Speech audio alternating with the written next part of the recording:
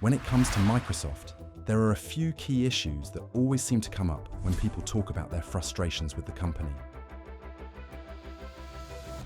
Microsoft, the titan of software, the creators of Windows, Xbox, Office, and Azure, is one of the worst offenders when it comes to bad decisions, frustrating users, and, let's be real, just plain bad tech.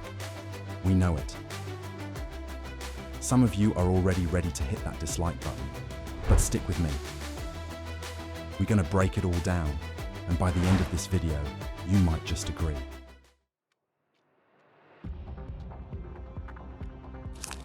Let's start with Microsoft's history, because, honestly, they've been screwing things up for decades. Sure, they've had some wins along the way, but they've made some of the most boneheaded moves in the tech industry. And we are not just talking about one or two minor missteps. We're talking about huge failures that affected millions of people. Take Windows Vista, for example.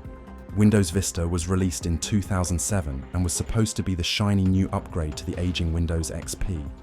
Instead, it was a mess. Slow, unstable, and notoriously incompatible with hardware. It would crash all the time, was slow, and generally gave a horrible experience. It was so bad that Microsoft had to rush out a patch, Windows 7, to fix the damage they caused with Vista. All that cash spent on a new OS, to be replaced in under 3 years.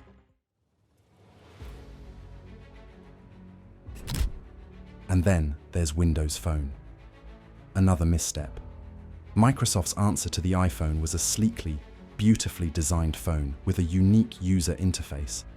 But of course, it came with terrible app support, weak performance, and a hefty price tag. Nobody wanted it, developers cared nothing about it, and Microsoft's ecosystem came to a void of unused apps. Because Microsoft never bothered to acknowledge those mistakes, the Windows Phone stands firm in the annals of technology history.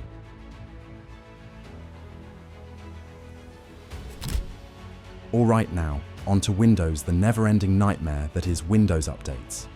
If you have used Windows in the last decade, you know exactly what we are talking about.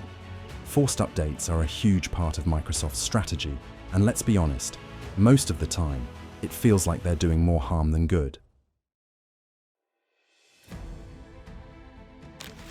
How many times have you been right in the middle of something, say, working on an important document, playing a game, or, let's be honest, watching a YouTube video, when Windows just decides it's time for an update?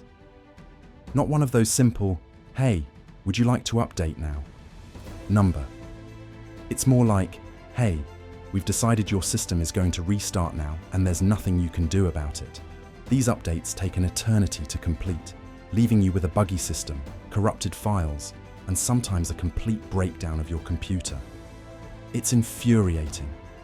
We can't count how many times we have had to restore my PC from backup because a Windows update broke something vital, and that's assuming we didn't lose hours of work.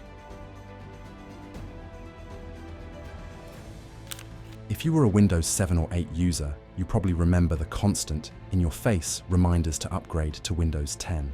Microsoft practically forced you to upgrade to Windows 10, portraying it as the ultimate solution. But guess what? A lot of people didn't want to upgrade because they were perfectly happy with what they had. Instead of allowing users to upgrade on their own terms, Microsoft attempted to make the process as intrusive as possible. And, well, most people just ended up with buggy installs or issues they didn't want to have.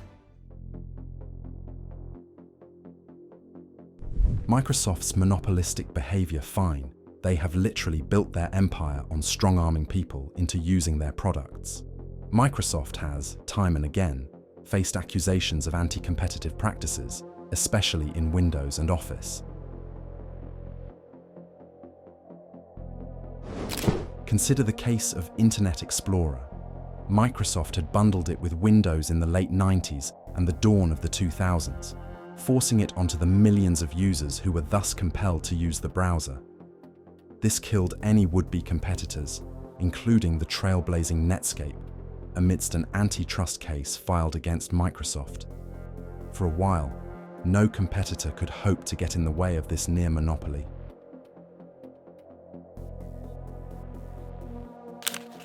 Office 365. Microsoft made the one-time purchase an ongoing subscription-based service. Rather than let people purchase Office once and use it for years, they aggressively pushed the subscription model. Using Word, Excel, and PowerPoint is now a yearly payment. It's simply corporate greed. Of course, the subscription model gives cloud storage and access to the most recent features, but in reality, they did this to make more money from you year after year. They try to make more money out of you every year. The Xbox has had some great moments, but they've also made some huge missteps that hurt them in the long run. Remember the Xbox One reveal back in 2013? Microsoft took to the stage with a vision of an all-in-one media center, touting features like mandatory Connect, always online DRM, and a complete ban on used games.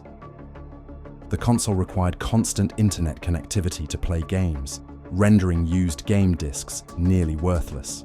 Gamers hated it. Microsoft reversed most of these decisions before the console launched due to extensive backlash. And of course, Sony took advantage of the situation and delivered a PS4 that didn't require any of that nonsense. The result? The PS4 dominated this generation, while the Xbox One had to play catch-up. Microsoft botched the launch of a gaming console by putting in anti-gaming policies. The company forgot for whom it was selling the thing.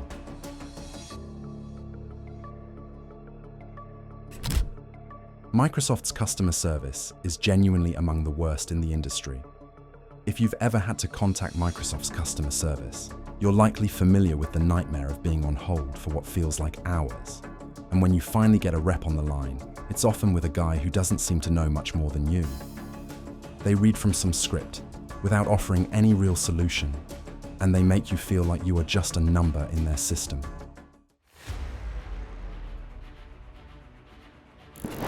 Let's not overlook the infamous blue screen of death, an error screen that can be quite distressing whenever it appears.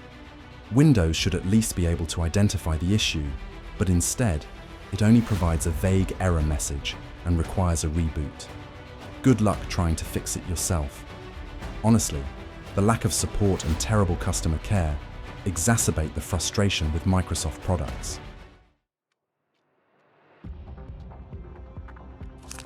Well, their products have become too expensive and uncreative. Just the perfect example is their line of Surface devices. Sure, the Surface looks sleek and stylish, but at what price?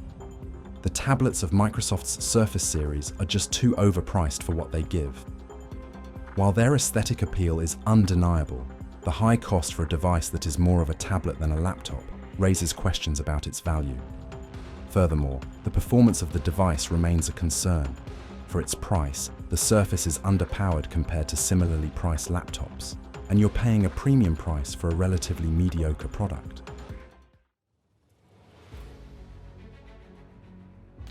Windows 11, latest disaster. Windows 11 featured numerous drawbacks, including stringent system requirements, bugs, stability issues, and changes to the user interface.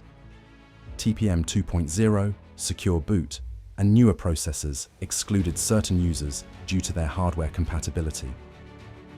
The redesigned Start menu and taskbar offer less functionality and customization, which may turn off power users and those who prefer the classic design.